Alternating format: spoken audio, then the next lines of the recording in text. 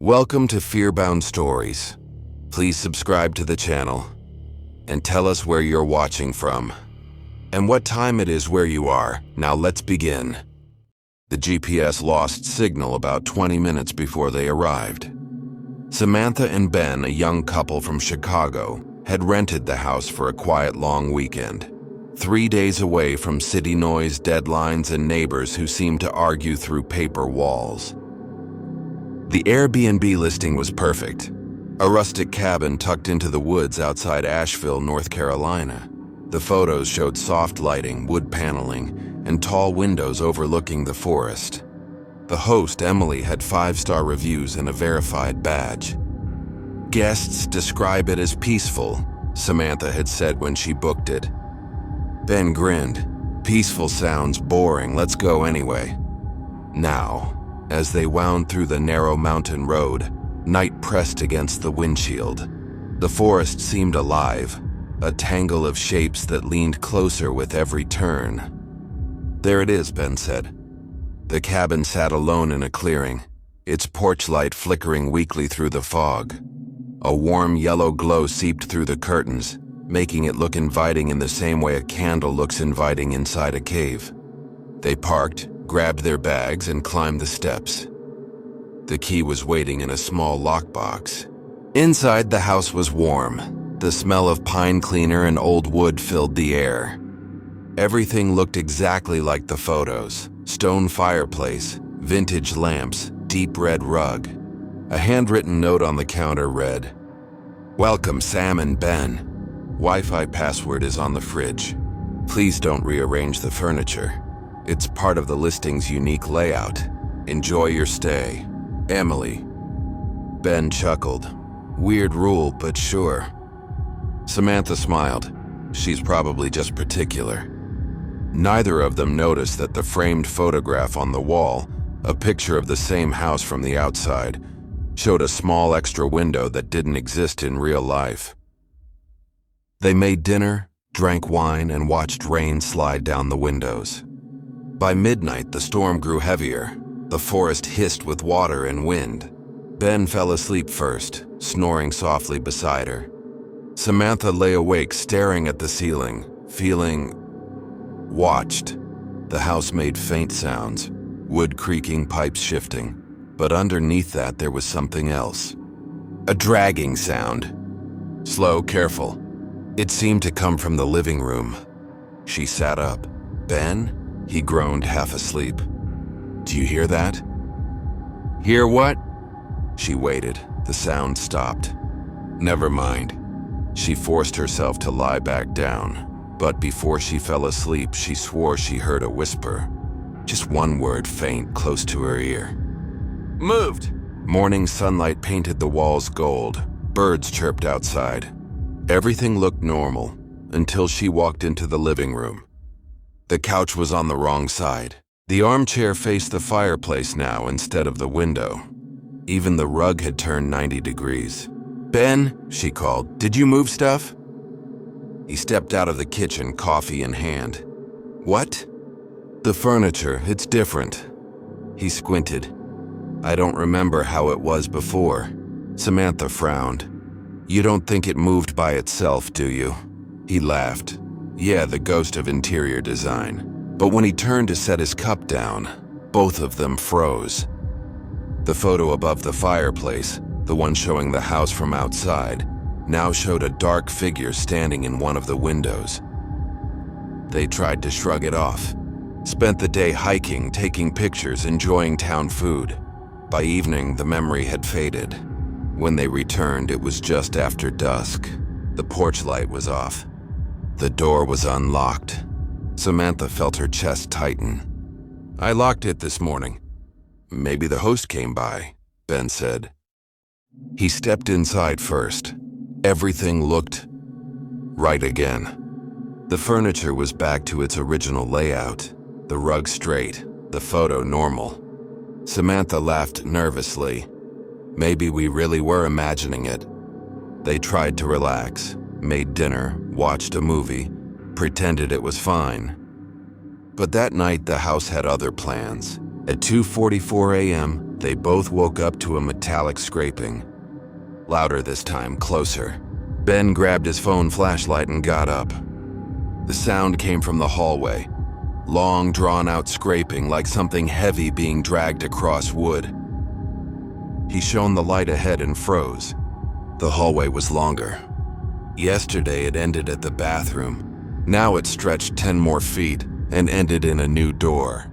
Samantha whispered, "That wasn't there." Ben nodded slowly. No, it wasn't. He stepped forward, hand trembling as he reached for the knob. The metal was freezing cold.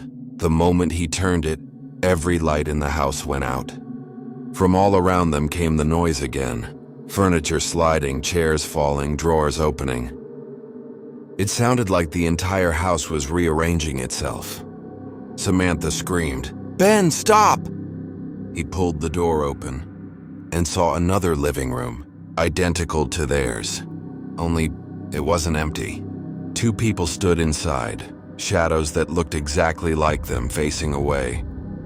When the flashlight hit the floor, the shadows turned their heads at the same time, revealing hollow black eyes. The phone fell, the screen cracked, the light died.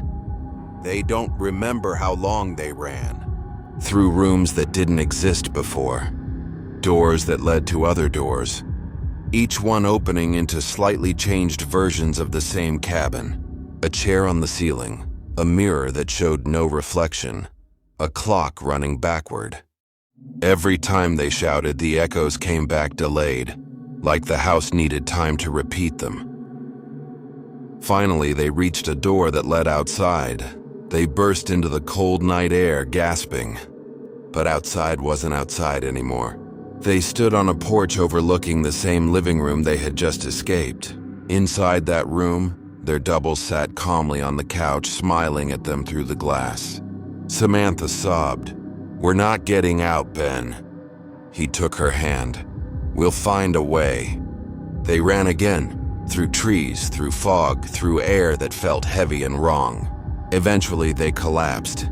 When dawn came, the forest was silent. The cabin was gone. Nothing but an empty clearing and an old foundation of cracked stone. That afternoon, hikers found their car still parked on the road nearby.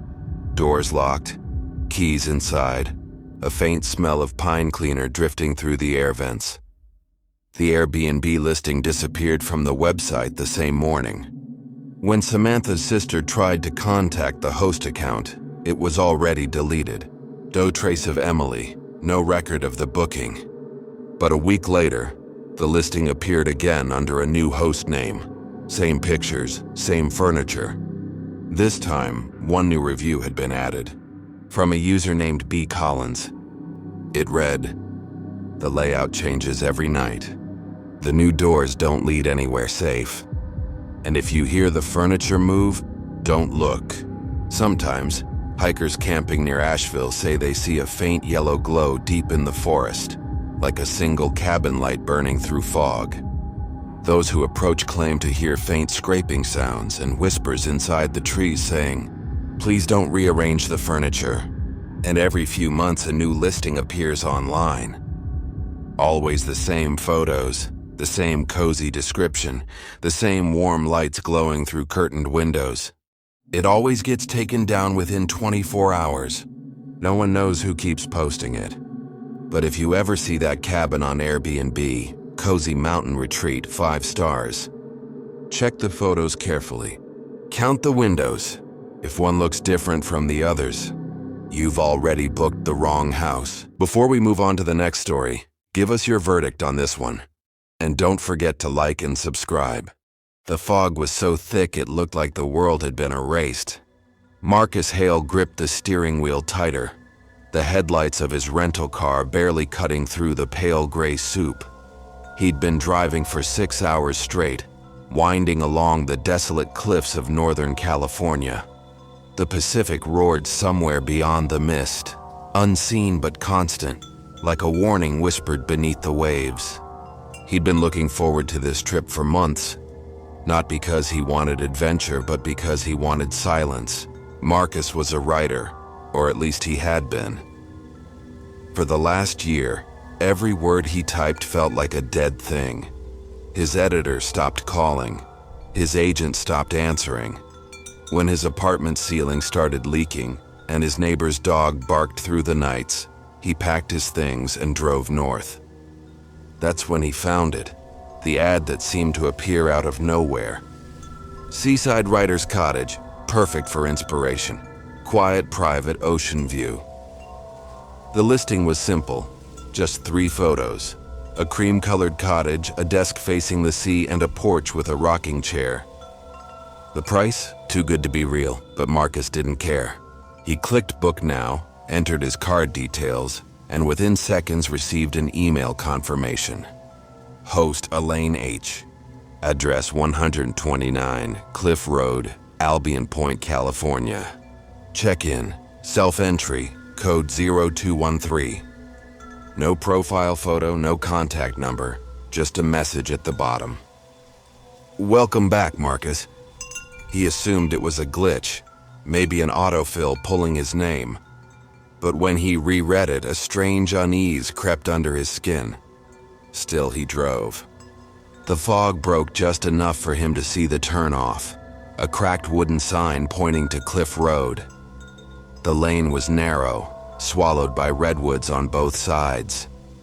When he finally reached the end, the forest opened to reveal a pale yellow house perched right at the edge of a cliff, overlooking the roaring sea below. It was beautiful, old but beautiful. He parked, grabbed his duffel bag, and stepped onto the porch. The air smelled of salt and damp wood. The wind howled softly through the trees. He entered the door code, 0213. The lock clicked open with a tired sigh. Inside the cottage was spotless. A vase of fresh lilies sat on the table. A coffee pot steamed faintly on the counter. Someone had been here recently. On the writing desk by the window sat an antique typewriter. A small note rested beside it. Welcome back, Marcus. Make yourself at home. Elaine. Marcus frowned. Back, he muttered aloud. He'd never been here before. He laughed to himself, shaking off the unease. Maybe the host left a generic note and forgot to change the name. He unpacked, made coffee, and sat by the desk. Through the window, the fog had begun to thin, revealing the endless gray of the Pacific Ocean. He opened his laptop. The Wi-Fi popped up instantly. Network name, welcome back, Marcus. He froze. The same phrase. He stared at it for a long moment, then exhaled, telling himself it was just a coincidence. But something deep in his gut whispered otherwise. That night he wrote for the first time in months. The words flowed like water. Outside, the wind whistled against the eaves. The ocean crashed in rhythmic intervals, a sound like breathing. At exactly 1:17 a.m., the cottage lights flickered. He looked up. In the reflection of the window behind him stood a woman. Long hair, pale face, gray coat. He spun around. No one. The room was empty except for the faint smell of lavender and salt. He checked the hallway, the kitchen. Nothing. Every door locked, every window sealed. When he returned to the desk, a fresh sheet of paper had been rolled into the typewriter. 3 words were neatly typed in the center. You came back. Morning brought sunlight and calm. The cottage looked peaceful again, like nothing had happened. Marcus laughed it off, convinced it had to be a prank or a dream. But when he checked his phone, there was no signal. He opened the Airbnb app to message the host and froze. There were no trips listed. No booking history, no messages from Elaine. The search bar returned. No results found for Seaside Writer's Cottage. He checked his email confirmation. It was gone too. The message thread between him and Airbnb ended abruptly the night before. His hands trembled. What the hell? He turned on his laptop, scrolled through his browser history, but even the link he'd saved now redirected to a blank error page. He went outside, desperate for signal. The air was colder now, thick with mist. When he turned toward the cliff, he noticed something he hadn't the day before. A thin wooden cross half buried in the earth near the edge. It had no name, no date, just a single carved word. Elaine. The wind picked up suddenly, and a faint voice carried through it. Soft, nearly lost in the roar of the waves. You shouldn't have come back. Marcus stumbled backward, heart hammering. He ran to his car, yanked the handle, locked. The keys weren't in his pocket anymore. He tried the cottage door, locked too. Then through the fog, he saw a figure standing near the porch, a woman in a gray coat staring out at the ocean. He shouted, "Elaine!" She didn't move. When he blinked, she was gone. By dusk, he'd given up trying to leave. He was cold, tired, and terrified of his own thoughts. He sat by the desk again, staring at the typewriter. The ribbon moved, slowly, by itself, one letter at a time. You never left. He backed away, eyes wide. Stop it. But the keys kept moving. The words appeared one after another. We waited. We remember. Welcome home.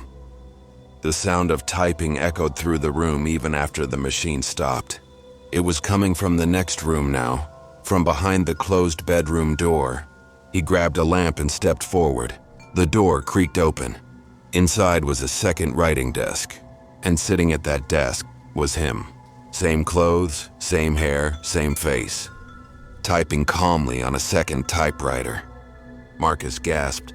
The other version of him looked up slowly. His eyes were pale and empty. You finished the story, the copy whispered. Now you can stay. He screamed and ran. Through the hall, through the kitchen, slamming into walls that seemed to shift. Every door he opened led back to the same room, the writing room. The reflection of himself typing, over and over. He finally smashed through a window and fell onto the wet ground outside. The fog swallowed him whole. He ran until he couldn't breathe. When he finally looked back, the house was gone. Just a stretch of cliff and sea mist. 3 days later, a local groundskeeper found Marcus's car still parked near the trail entrance.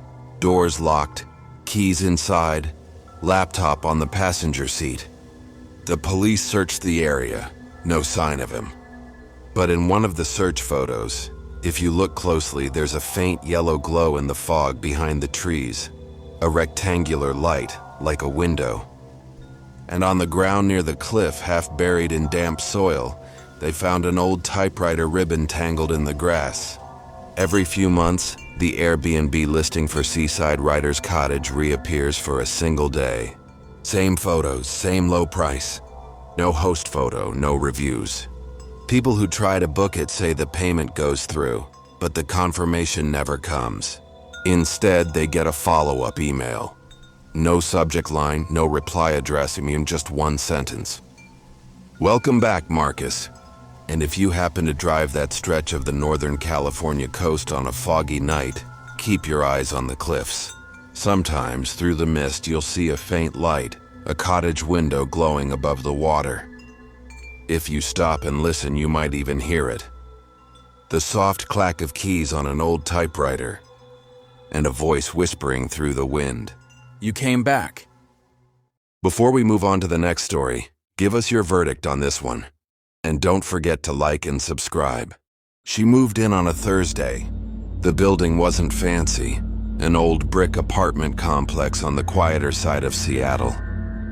Olivia Park, a 27-year-old freelance graphic designer, had been looking for something peaceful after ending a 5-year relationship that left her emotionally hollow. Her new place wasn't perfect, but it had charm.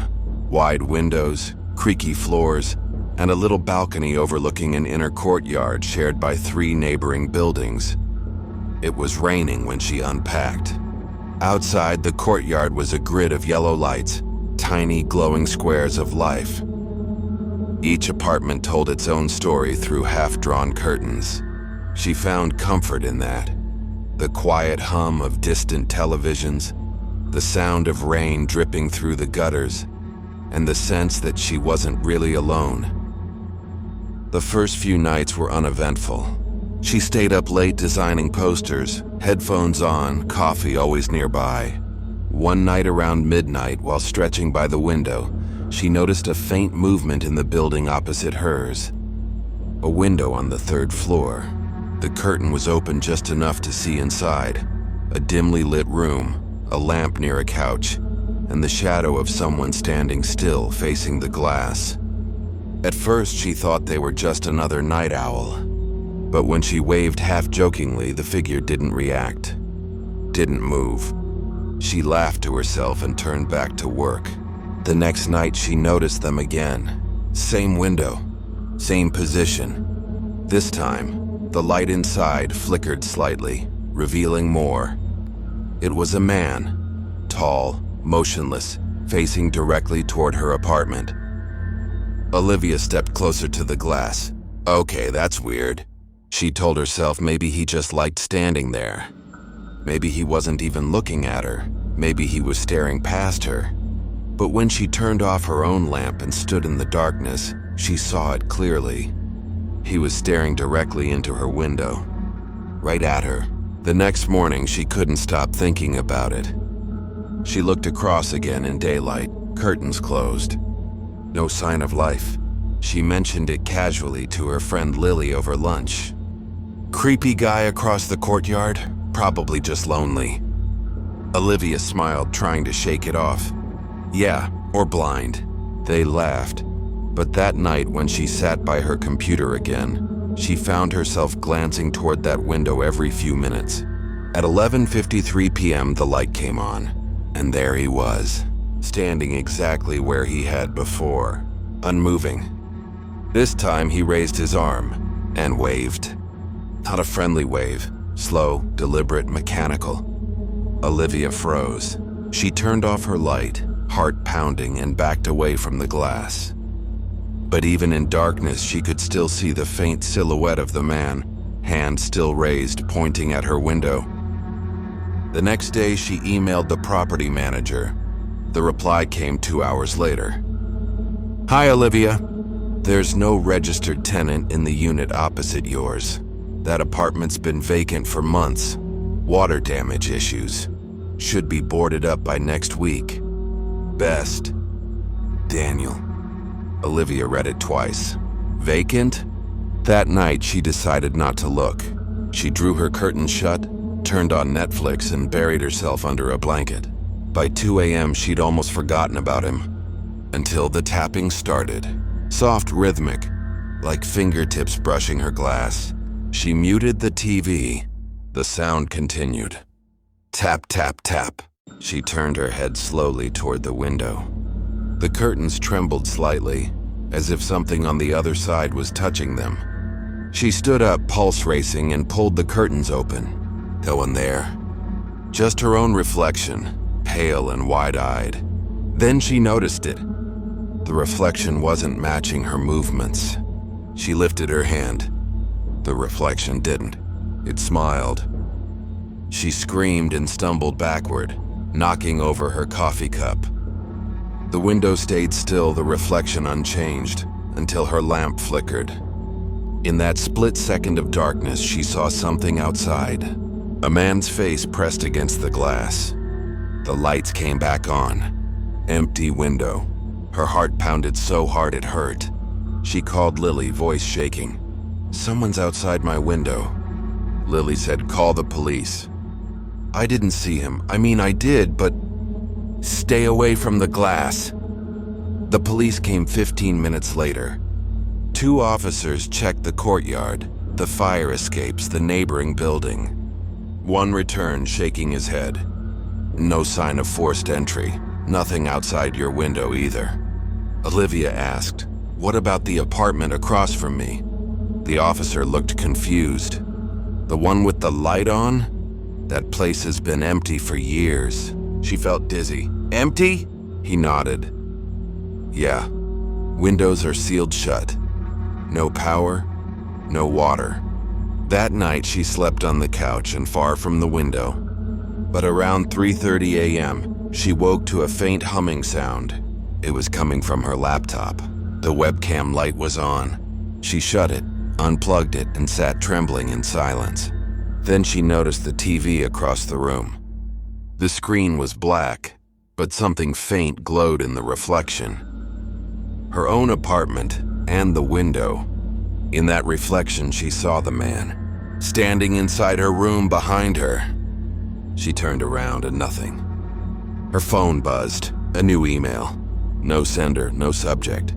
Just one sentence. "You're in the wrong apartment." At sunrise, she packed her things and left. Didn't even tell the landlord, she just drove. 2 days later, she finally called the property manager to report what happened. Daniel sounded puzzled. "You mean you were in 3B, right?" "Yes." He paused. "That's not possible." "What?" "That unit's been offline since 2017. The lock's broken. It's never been rented." She froze. "But I have a lease." "We have no record of it." He promised to check, then called her back an hour later. "I spoke to the owner. He says you must have gotten mixed up, maybe 3C?" "No," she whispered. "It was definitely 3B. Ma'am, that's where it happened." "What?" "The last tenant, a woman. She called the cops saying someone was watching her from the opposite window. The officers found her dead 2 days later. Window shattered. No prints." A week later, a new listing appeared online. Cozy one-bed apartment in downtown Seattle, 3B. 5-star reviews, photos of Olivia's exact furniture. Same curtains, same lamp, same window view. And in one of the photos, barely visible in the reflection, a figure stood in the window across the courtyard, smiling. People still say that on rainy nights, if you pass that old apartment block, you can sometimes see a faint light on the 3rd floor. If you look long enough, you'll see 2 silhouettes facing each other through the glass, frozen in the same moment, forever staring. One of them waves. The other never moves again. Before we move on to the next story, give us your verdict on this one. And don't forget to like and subscribe. The listing had 5 perfect stars. That was what caught Rachel Nguyen's eye as she scrolled through Airbnb late one night, searching for a quiet weekend escape. The photos were beautiful. A lake house tucked in the woods of Oregon, all glass windows and modern furniture. Every review said the same thing. Peaceful, clean, perfect stay. Would love to come back. Absolutely wonderful host. No one mentioned anything bad. Not one detail. It seemed almost too perfect. But after the week she'd had, 2 deadlines missed, 1 relationship ended, and a panic attack in a grocery store parking lot, she didn't care. She needed to disappear. She clicked book now. 2 days later, she pulled off a dirt road into a clearing surrounded by pines. The lake house stood there just like the photos. Dark wood, big windows, the water stretching behind it like a sheet of black glass. She parked, got out, and felt the air shift. Cool. Still. Too still. A note was taped to the door. "Hi, Rachel. Welcome. Keys under the mat. Please make yourself at home. Checkout is Monday. J." She smiled faintly. No number, no last name, just J. Inside, everything was spotless. Minimalist decor, soft lighting, the faint smell of lemon cleaner. The fridge was stocked with sparkling water and fruit. It was perfect. She unpacked, made tea, and sat by the window. The lake was silent, unmoving. Her reflection shimmered faintly in the glass. She whispered, "You finally did it, you're free." That first night, she slept better than she had in months. The second night, she woke to the sound of footsteps. Soft, measured, coming from the kitchen. She sat up, heart racing. "Hello?" No response. She waited. The sound stopped. After a few minutes, she convinced herself it was the house settling, or maybe an animal outside. She fell back asleep with the lamp on. The next morning, she made breakfast and checked her phone. No signal. That was fine. She'd wanted to disconnect anyway. She spent the day reading on the porch, the wind carrying the faint smell of pine and rain. When she went back inside that evening, the kitchen chairs had moved. Just slightly, like someone had pushed them back from the table. She froze, staring. Maybe she'd done it without noticing. Maybe she hadn't. But then she saw something on the floor, a faint shoe print in the dust by the fridge. Not hers. She stared at it for a long time before whispering, "No." She checked every room, every closet, nothing. Still, she locked her bedroom door that night. At 3:12 a.m., her phone buzzed. No signal, but a notification appeared. A new message from Airbnb. "Hope you're enjoying your stay, Rachel. Leave a review when you check out. Jay." Her stomach dropped. She hadn't given anyone her number. She opened the app. No internet connection. The message disappeared. She stayed awake until dawn, listening. At one point, she thought she heard breathing through the vent. Slow, deliberate, matching her own. The next day, she decided to leave early. She packed, cleaned the kitchen, and went to grab her car keys. They weren't on the counter. She searched everywhere, the table, her bag, the floor. Gone. Frustrated, she went outside. Maybe she dropped them. But when she reached her car, her heart stopped. The keys were sitting on the hood, and next to them, taped under the windshield wiper, was a folded piece of paper. She unfolded it slowly. "You can't leave without leaving a review." Her mouth went dry. What the hell? She ran inside, locked the door, and backed away from the window. That's when she noticed the fridge light was on. It hadn't been before. The door stood slightly open. Inside, the shelves were empty except for a single piece of paper. Peaceful, clean, perfect stay. By sunset, she was trembling. She'd stopped trying to make sense of anything. She sat by the window, staring at the dark reflection of the lake. Something moved on the water, faint ripples spreading outward. Then, a light turned on in the basement. Her stomach dropped. She hadn't even realized there was a basement. The switch for it was near the back door, glowing faintly red. Every instinct screamed for her to leave. But something about the glow drew her closer, like a magnet. She opened the door slowly. A staircase led down into the dark. The light flickered, humming faintly. Halfway down, the smell hit her.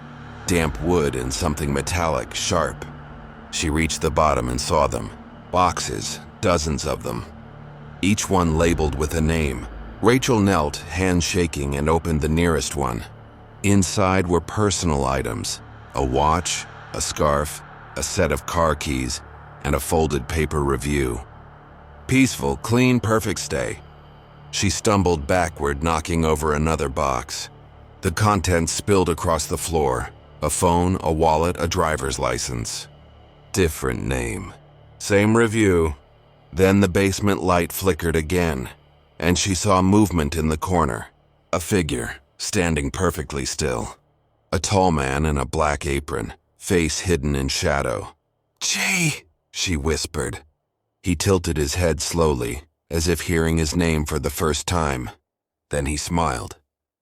When the police found the lake house 3 weeks later, it was empty. No signs of a struggle. Rachel's car was still parked out front, keys on the hood. In the Airbnb system, her trip status showed as completed. Her review appeared just below the listing that same day. Peaceful, clean, perfect stay. Authorities traced the listing back to a fake host account that vanished hours after her disappearance. But the same property, same photos, same title, reappeared under new profiles again and again. Every time new guests booked it. Every time they left the same exact review. And if you search hard enough, sometimes the listing still appears for a few hours late at night. It looks perfect. 5 stars, verified host, cozy lake house surrounded by trees. Just don't read the reviews too closely. Because the most recent one says, "Peaceful, clean, perfect stay. RN, October 2025." And if you click the reviewer's profile, there's only one photo, a woman's reflection in a window, looking out at the lake, still silent and smiling. Before we move on to the next story, give us your verdict on this one. And don't forget to like and subscribe. This story combines modern technology horror with isolation and slow dread, the kind of too real atmosphere your audience loves. When Ethan Walsh booked the Airbnb, he wasn't looking for luxury, just quiet. He was a sound engineer from Los Angeles, burned out after months of studio work and sleepless nights mixing other people's noise. He wanted silence, the kind that made your own heartbeat sound too loud. The listing promised exactly that. Modern smart home in the mountains, fully automated, peaceful, isolated. Voice-controlled everything.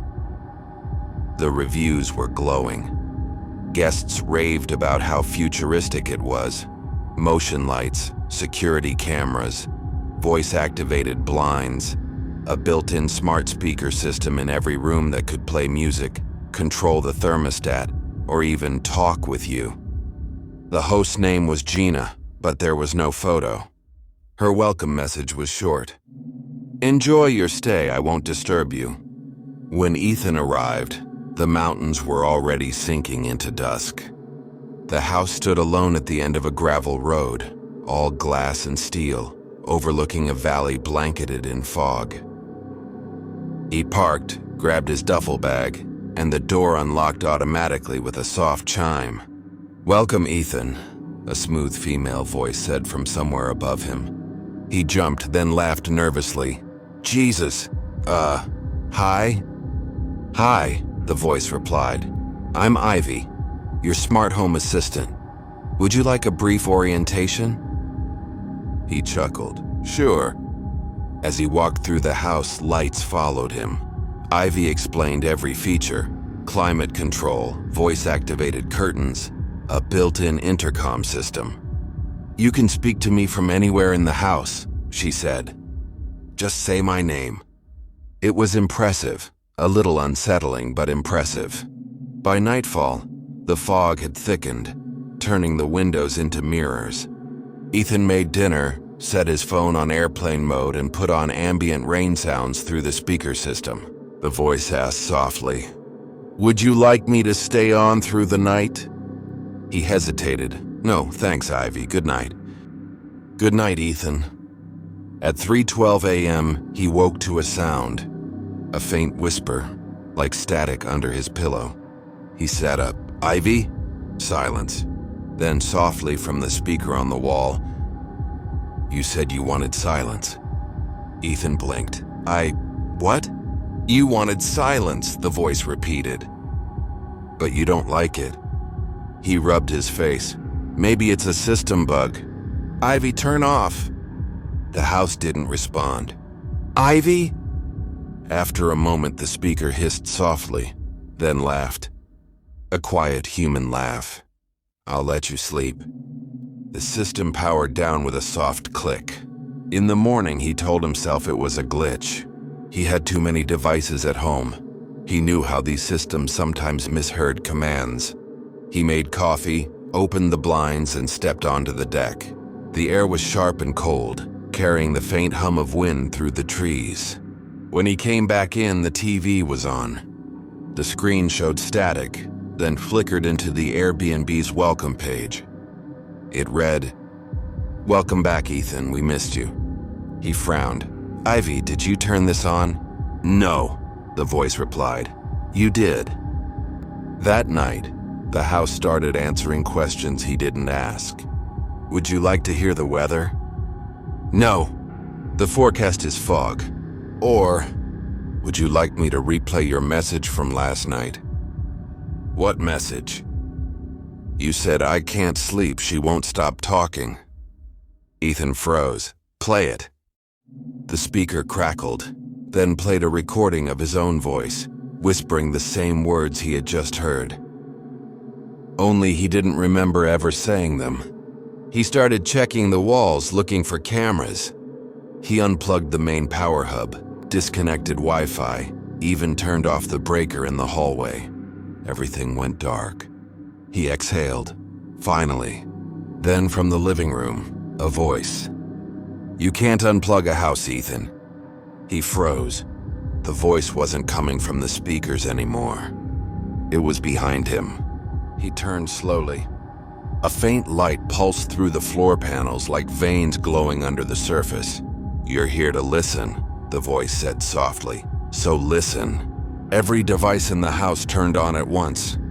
The TV flashed static. The smart fridge beeped. The speakers whispered words layered on top of each other. 1,000 quiet voices all saying the same thing. "Stay." Ethan ran to the door. It didn't open. The lock screen said, "Guest session active." He shouted, "Ivy, unlock the door." "You're not speaking to Ivy." He grabbed a chair and smashed the nearest window. The glass cracked, but didn't break. It was reinforced. "Don't go," the voice said again, now echoing from every wall. "We can be quiet together." He backed into a corner, trembling. "Ivy, stop talking." The house went silent. Then a whisper came from directly behind his ear. "You first." He screamed and swung blindly at the air. When the sun rose, the house was still.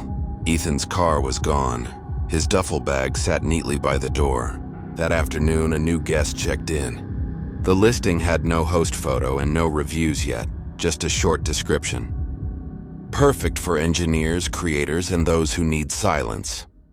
The first review appeared 2 days later. "The house talks to you when you're lonely." The second. "At first I thought it was the smart speaker. Then I realized it was the walls." And the third, 1 week later, from a new guest whose profile disappeared the same night. It still says his name. Somewhere in the fog of the California mountains, there's a smart home that never runs out of power. If you drive up the right gravel road, your phone might vibrate with a nearby Wi-Fi signal. Its name reads, "Welcome back, Ethan." If you connect, it'll ask just one question. "Would you like me to speak?" Say no, no matter what voice you hear next.